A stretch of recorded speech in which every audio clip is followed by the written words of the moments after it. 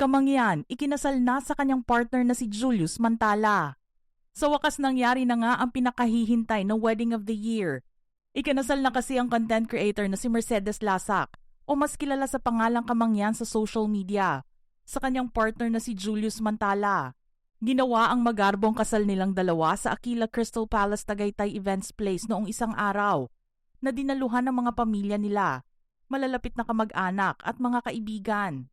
Ipinakita mismo ng Aquila Crystal Palace ang snippets ng kasal nila sa kanilang social media account. Anila sa caption, "We're beyond excited and can't wait to share all the stunning details of this beautiful celebration, especially the wedding reception styling featured in our newest AI-themed wedding concept." Ang Aquila Crystal Palace Tagaytay ay naging wedding venue rin ng sikat na content creator na si Zainab Harake at basketball player Ray Parks Jr.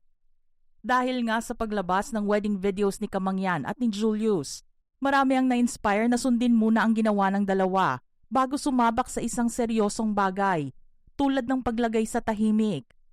Hindi rin kasi biro na gumastos ng malaking halaga ng pera, lalo na kung hindi magiging handa ang mag-aasawa para sa kanilang future. Malaki rin kasi ang naging impluwensya ni Julius kay Kamangyan, kaya rin naman niya naabot ang kung anong yaman na mayroon siya ngayon. Pero bago ang kanilang wedding proper, hinangaan din ang kanilang natatanging prenup photoshoot na ginawa sa Lianjiang, China, at ginulat ang mga followers niya dahil napaka-dreamy ng location nila ng shoot. Straight out of a fairy tale nga ang nasabi ng isang follower niya dahil sa magandang background. Maging ang isinuot ni Kamangyan ay sinabi ngang naglabas sa inner princess ng content creator. Nagsilbing inspirasyon nga si Kamangyan sa maraming tao dahil sa madalas niyang pagbida sa kanyang pinagmulan bilang katutubong mangyan mula sa Occidental Mindoro.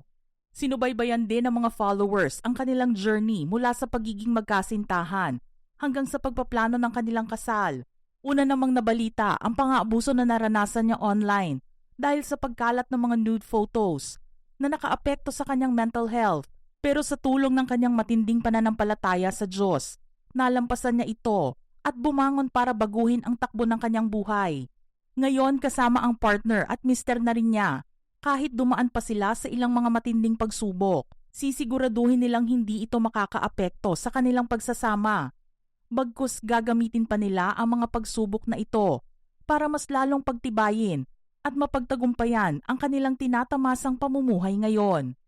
Mga ka-showbiz peeps, ano naman ang inyong reaksyon sa ating istorya ngayon? Share your thoughts in the comment section below.